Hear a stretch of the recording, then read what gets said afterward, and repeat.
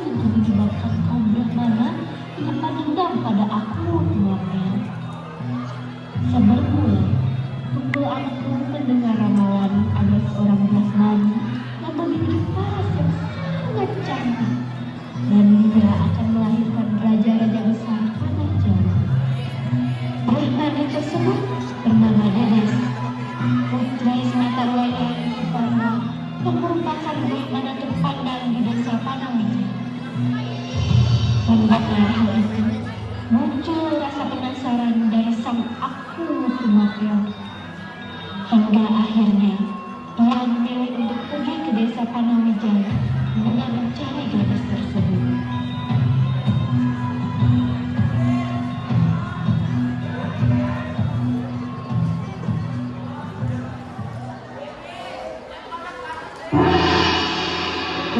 Tuanku Gadis.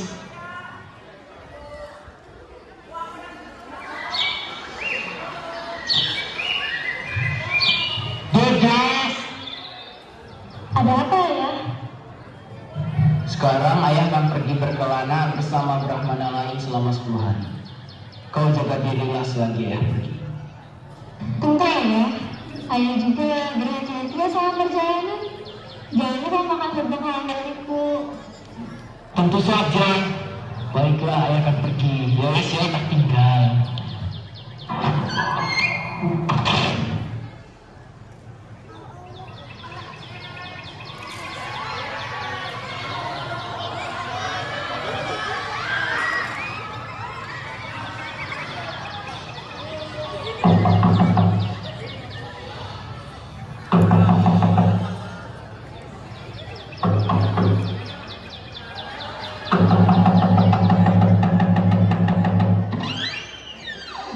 Maaf, siapakah Anda? Saat melihat aku,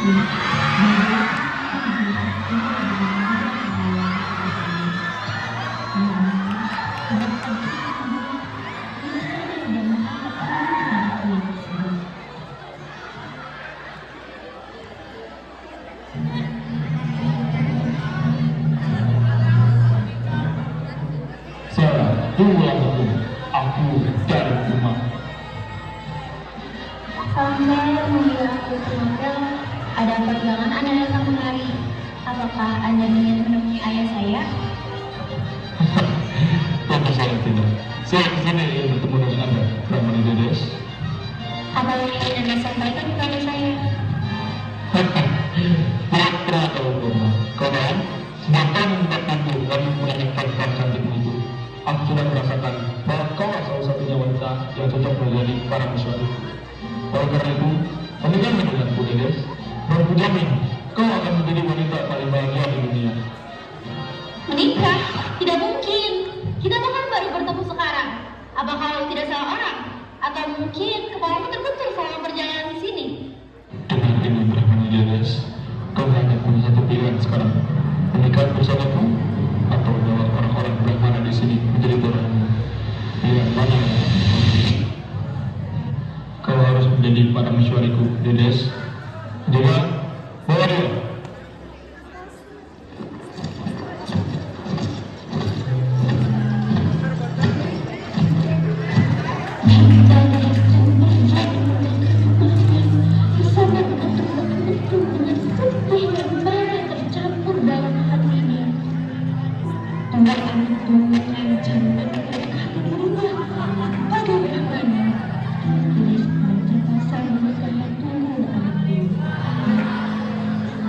Beberapa hari kemudian, pernikahan antara Tunggul Anakku dan Dedes dilaksanakan. Setelah Dedes menjadi para misyuari, Tunggul Anakku mencurahkan segala keistimewaannya dan berusaha memberikan kebahagiaan kepada Dedes. Tetapi, banyak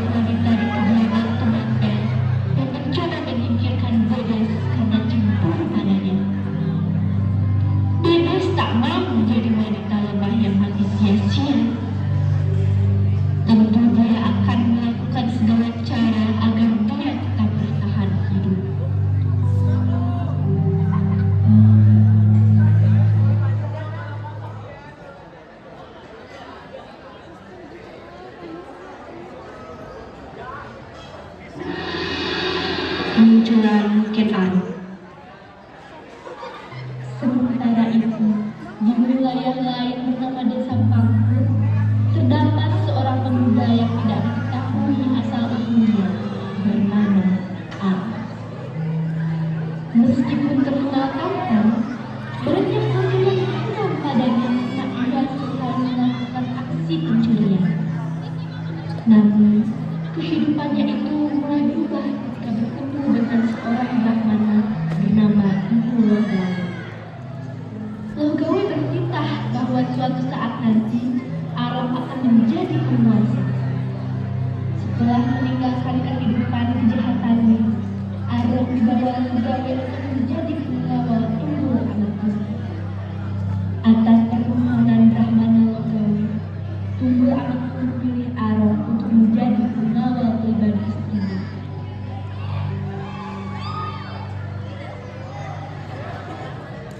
Suatu ketika, saat Ken Arok menjalankan tugasnya mengawal Ken Dedes di taman,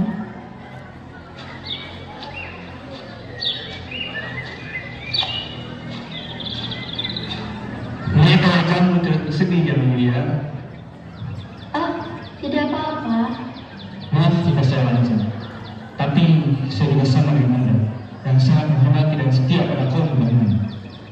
Apa hati Yang Mulia sebagai seorang Brahmana tidak sakit melihat harga diri kaum Brahmana yang diinjak oleh seorang Sudra?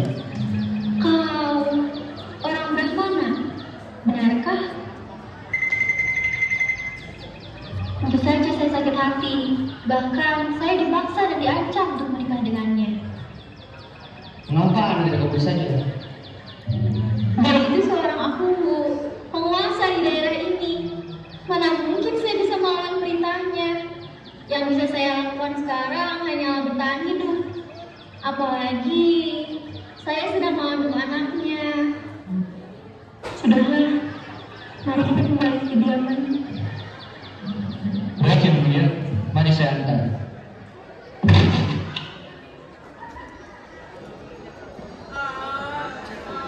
Rasanya apa? Tidak ada wajah yang cantik, anggota tubuh juga bersinar. Yang Mulia permaisuri, kalau tidak apa-apa, Tidak apa-apa. Terima kasih telah menolongku. Lain kali aku akan berhati-hati. Sesampainya Ken Arok di rumah,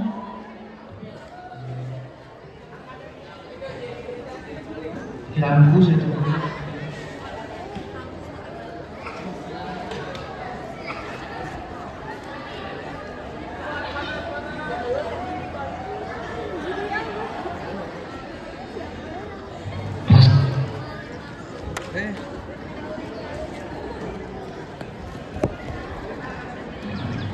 tidak apa-apa.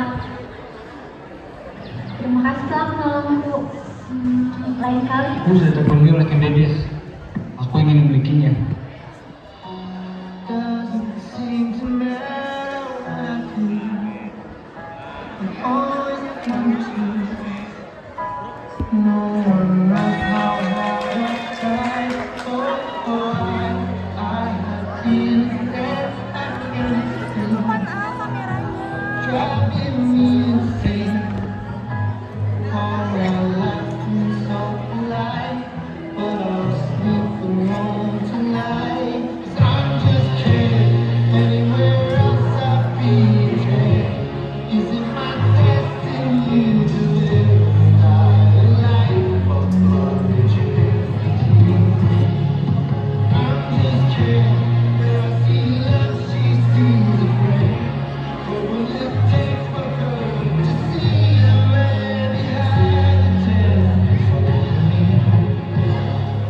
Aku tidak peduli dia dari istri aku. Jika aku menikahi Dedes, maka aku juga akan bisa menjadi raja dan memiliki kekuasaan atas Tumapel. Aku harus bisa berebutnya dari Tunggul Anak Bumi.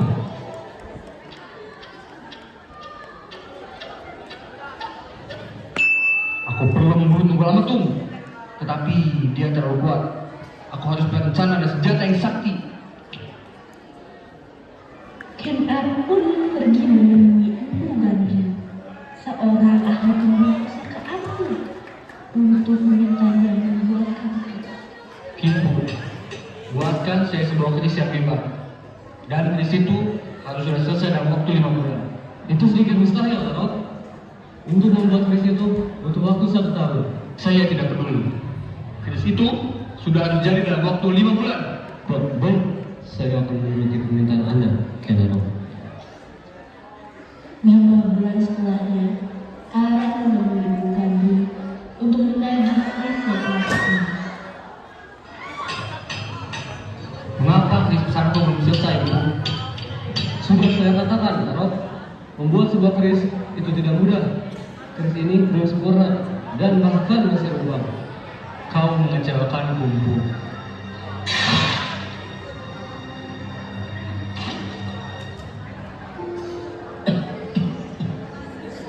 Dengarlah, Arok.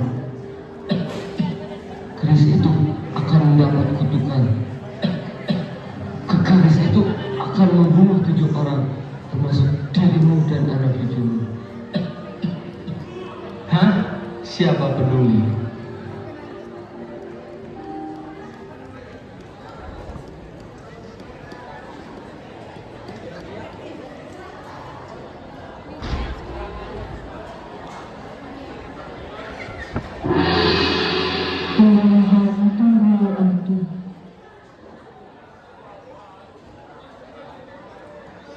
Setelah pertemuan Arok dengan Dedes, mereka berdua menjadi sering bertemu di sebuah taman yang dinamakan Taman Terlarang.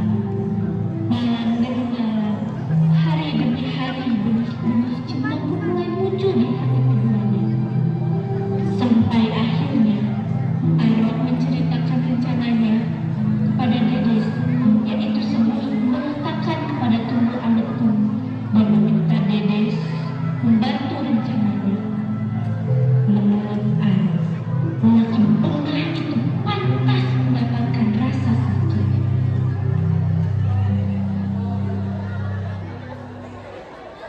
Aku ingin kau mengajarkannya pada malam itu. Buatlah daunnya di pangkuan sehingga dia tertidur pulas. Hanya kau yang bisa kuandalkan, Dedes. Setelah itu, apa yang akan kau lakukan, Kakanda? Aku akan menyusup ke kamarnya dan membunuhnya dengan keris yang sudah kusiapkan. Hah? Membunuhnya? Bagaimana bisa dia melakukan itu pada suamiku? Dedes, pikirkan semua kebebasan yang telah direbut darimu dan orang kelima kita. Selain itu, hatiku sendiri setiap kali kau menghina suamiku.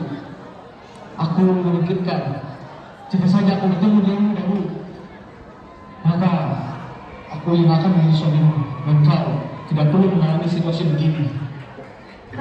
Kanda, aku akan melakukannya demi Yang Shila, para Brahmana, dan juga demi dirimu. Malam itu, Dedes menyetujui rencanaku. Dia berpikir, semakin cepat Tunggul Ametung digulingkan, semakin cepat juga dia bisa hidup bersama Arok. Tapi tanpa ia sadari, ada tujuan lain di balik rencana pemberontakan itu.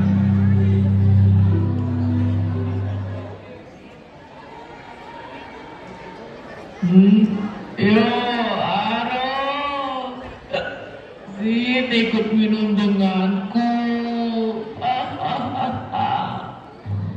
Mau coba dong?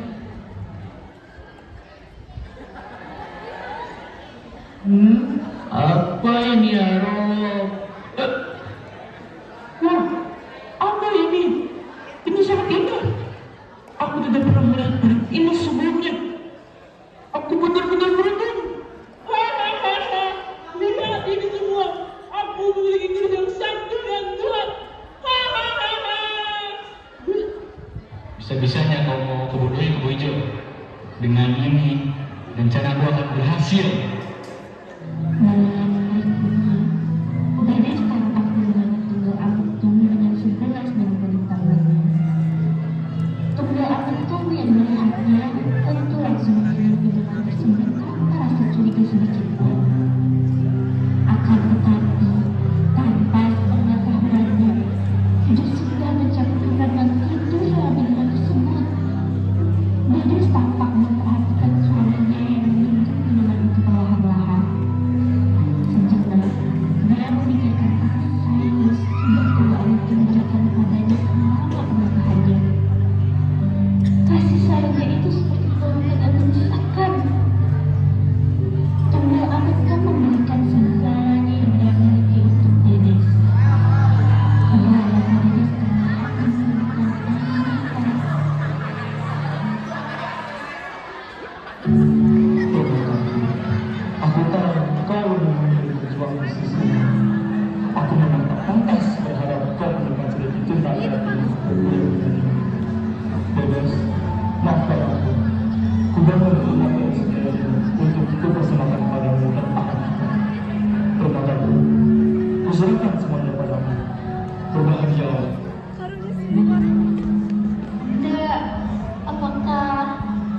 kita benar-benar harus membunuhnya? Apa ini satu-satunya cara? Aku tidak sanggup melihatnya. Yudes, sadarlah, kita sudah sejauh ini mengangkat tujuan kita demi Yosua, para Brahmana, dan demi diriku. Waktuku sedikit, aku harus cepat membunuhnya. Habislah doyanku Tunggul Ketum. Kekuasaanmu dan perintahmu akan menjadi milikku. Sekarang, matilah!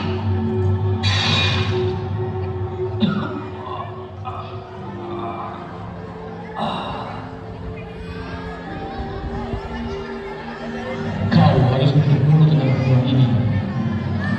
Berteriakkan jangan Tuhan, lalu katakan bahwa kau melakukan hujat memasuki bilik aku menikah suamimu. Sekarang kau tidak akan teriksa lagi di Des. Aku sudah melenyapkan lelaki yang kau benci. Menikah denganku dan jalani kehidupan yang bahagia bersamaku. Apapun, tolong kemari. Suamiku terbunuh.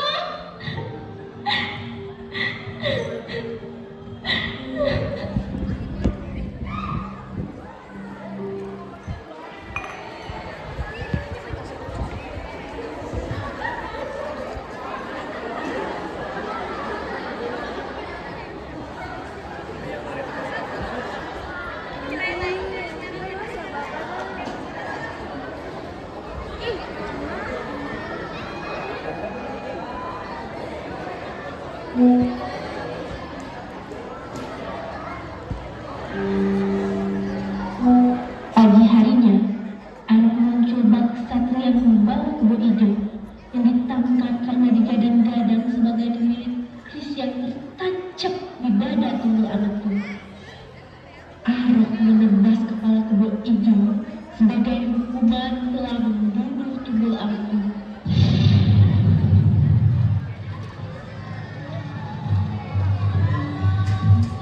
Mulai saat ini, dengan dukungan Kaula serta para Brahmana, aku menobatkan Arok sebagai Aku Kutu Mabel.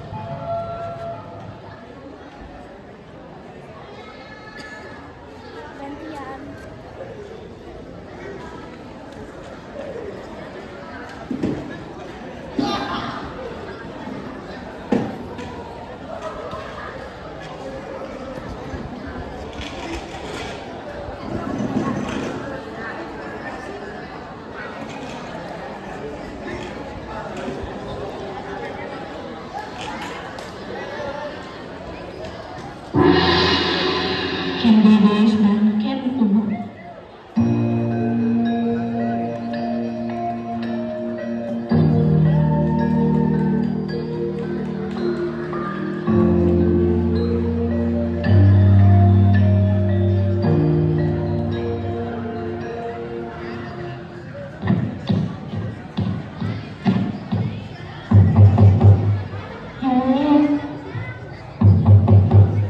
Masuklah.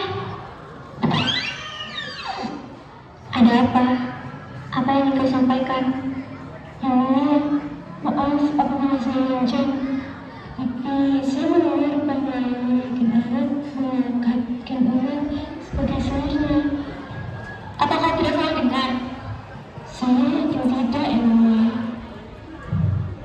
Baiklah, kau boleh pergi.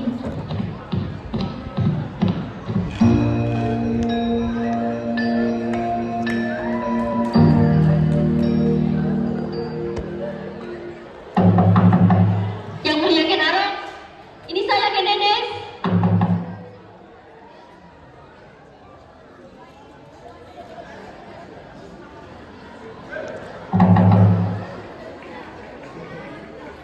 Ada apa? Aku mendengar bahwa Kanda sudah mengangkat Umang menjadi selir. Apakah itu benar? Ya, itu benar. Dan dia sedang menolong aku. Oleh karena itu, aku mengangkatnya dari selir sebelum aku itu lahir. Bagaimana bisa Kanda melakukan ini padaku? Apa Kanda sudah tidak mencintaiku lagi? Kenapa khawatir? Dedes, kita sudah ditakdirkan untuk bersama. Jadi, kau tidak perlu bertanyakan perasaanku lagi padamu. Lagi pula, sampai akhir pun, hanya kau yang dapat merupakan suamiku. Takdir? Apa hanya karena itu? Apa dia menganggap tidak ada cinta di antara hubungan kami? Baiklah, aku mempercayaimu.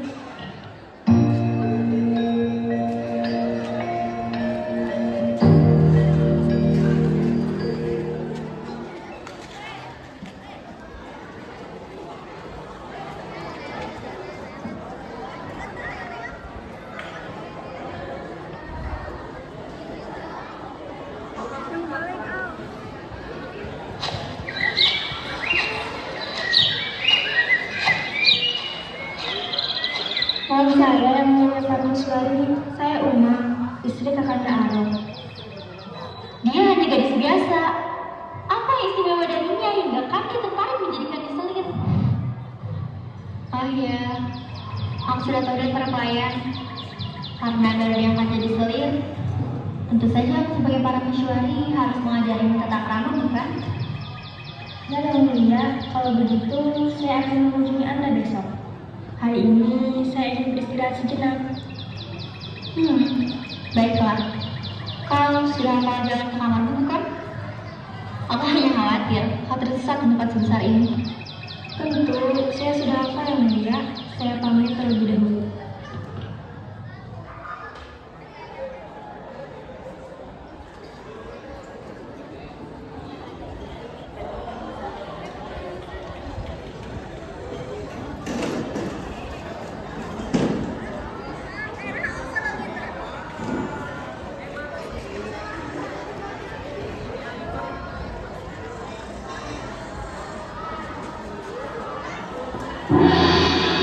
Rencana Anusapati.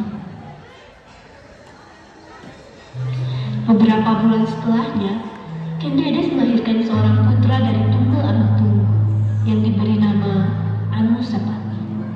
Tahun telah berganti tahun. Kini Anusapati, sang balita dari tunggal anak tunggal telah beranjak dewasa. Dari pernikahannya dengan Ken Arok, Ken Dedes juga dikaruniai 4 anak. Anak-anaknya hidup rukun dan bahagia.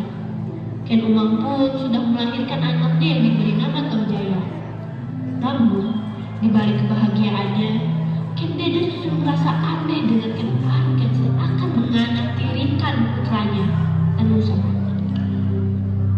Pagi itu, Ken Arok dan Ken Dedes sedang menyantap sarapan mereka dengan nikmat. Hingga suatu pertanyaan keluar dari mulut indah Ken Dedes, memecahkan keheningan di meja makan tersebut. Tadi saat kau bersikap adil pada anakku, Anusapati, Kanda. Apa maksudmu? Pikir aku buta? Aku bisa melihat dengan mata kepalaku sendiri bahwa kau hanya berlaku baik pada anak dan dagingmu saja. Padahal aku dan Anusapati sudah mengorbankan segalanya untukmu. Oh, apa kau takut Anusapati mendapatkan kekuasaan karena dia anak dari sang aku terdahulu? Bukankah itu salahmu sendiri? Bagaimana jika Anda sudah tahu bahwa kau ibunya lah yang sudah membantuku membunuh ayahnya?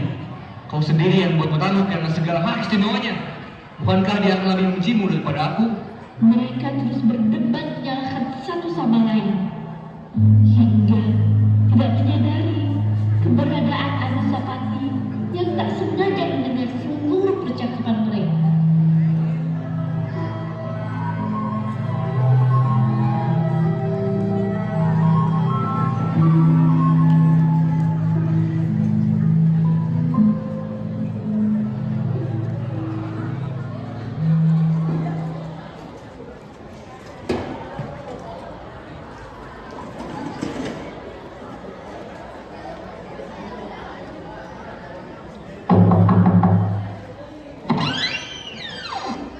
Ibunda, Ada apa, Nusapati?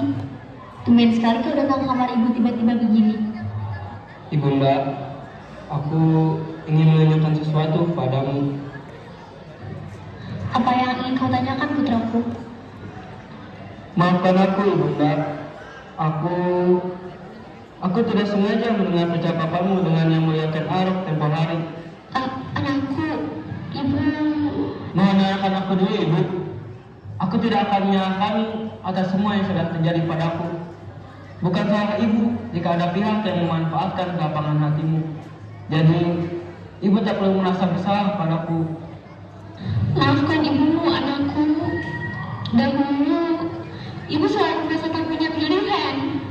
Ibu terlalu naif.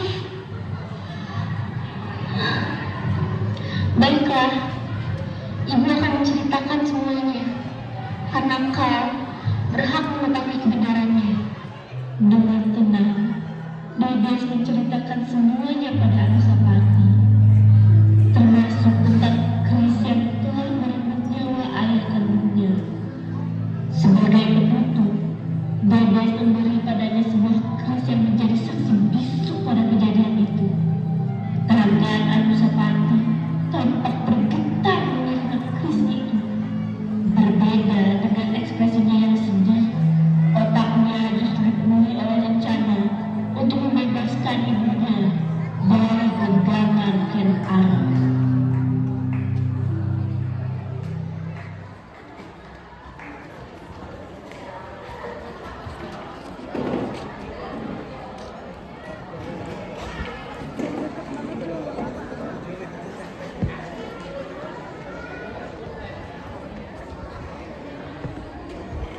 Pertama suamiku, berhentilah merajuk.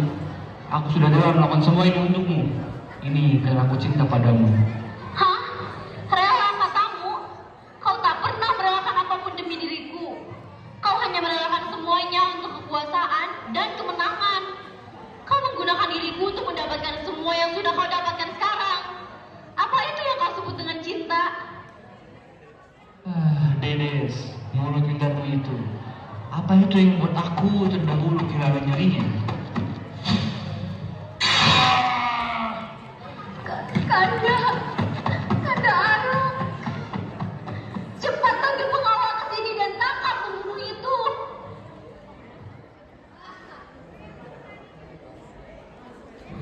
Ke sini? Tidak, jangan bilang semua ini rencana Anusapati. Kenapa? Kenapa semua ini terjadi padaku? Kenapa? Pertemuan darah ini harus terjadi lagi. Dengan tangan bergetar, Dedes mengambil keris yang tertancap di dada suaminya, lalu melangkah gontai keluar ruangan. Isak tangis yang keluar dari mata indah mata berharga itu menyertai gerakan tangannya yang mengangkat keris ke udara. Suasana sekitar menjadi gelap, menandakan sang raja Fajar telah kembali ke peraduannya, digantikan dengan kedatangan sang penguasa kegelapan. Bersamaan dengan tubuh Dedes yang meluruh tanah, tampaknya telah lelah meratapi nasib hidupnya. Sejak saat itu, keris tersebut terus memakan tumbal para keturunan tunggul anak tunggal Ken Arok. Pertumpahan darah itu terus terjadi, yang tentu menyebabkan pemimpin kerajaan Singasari terus berganti. Lalu, bagaimana dengan si Dedes? Karena kehilangan orang-orang yang ia cintai, membuat Dedes terpuruk dalam kesedihan. Ia akhirnya memutuskan untuk melakukan ritual mungsa yaitu mati tanpa